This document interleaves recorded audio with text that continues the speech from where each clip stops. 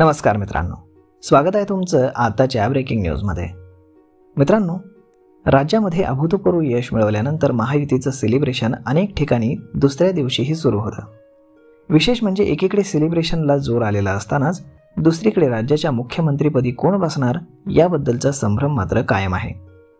Bharatiya Janata party हा राज्यातील सर्वात मोठा पक्ष ठरला असून त्या खालोखाल एकनाथ शिंदे यांची शिवसेना आणि तिसऱ्या क्रमांकावरती अजित पवारांचा राष्ट्रवादी काँग्रेस पक्ष आहे। त्यामुळे सर्वात मोठा पक्ष म्हणून मुख्यमंत्री पदावरती भाजप दावा सांगणार का याबद्दल अद्यापही संभ्रम कायम आहे। आणि असं असतानाच आता नागपूरमधून एक मोठी बातमी समोर येते। राज्याच्या राजकारणातील ही सर्वात मोठी बातमी म्हणता येईल। विधानसभा निवडणुकीमध्ये महायुतीला दणदणीत यश मिळवून दिल्यानंतर मुख्यमंत्री पदाबाबत देवेंद्र फडणवीस यांनाच राष्ट्रीय स्वयंसेवक संघाची पसंती आहे अशी माहिती सूत्रांकडून मिळाली आहे। मुख्यमंत्री कोण याबाबत सस्पेन्स कायम असताना भाजपच्या ऐतिहासिक विजयानंतर राष्ट्रीय स्वयंसेवक संघ देवेंद्र फडणवीस यांच्याकरता अनुकूल आहे।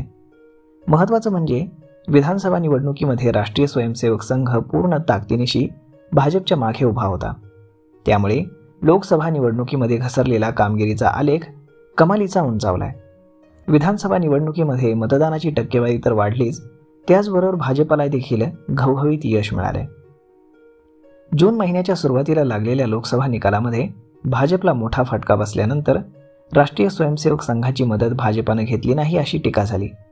या टीकेनंतर भाजपनं सावध भूमिका घेत विधानसभेला ही चूक सुधारली। विधानसभेला भाजपासोबतच महायुतीच्या विजयामागे संघाच्या कार्यकर्त्यांचं पाठबळ नक्कीच कारणीभूत ठरलं। पडद्यामागे प्रचारापासून ते संघटनात्मक बांधणीपर्यंत अनेक गोष्टींमधून संघानं भाजपला अधिक मजबूतीनं निवडणुकीला सामोरं जाण्यासाठी मदत केली। लाडकी बहीण, कटेंगे तो बटेंगे, एक है तो सेफ है यापेक्षा प्रत्यक्षामध्ये मैदानामध्ये उतरून संघ कार्यकर्त्यांनी केलेल्या कामाचा अधिक प्रभाव मतदानावरती दिसून आला। मतदानाच्या दिवशी देखील फडणवीसांनी नागपूरमध्ये सरसंघचालक मोहन भागवत यांची भेट घेतली होती।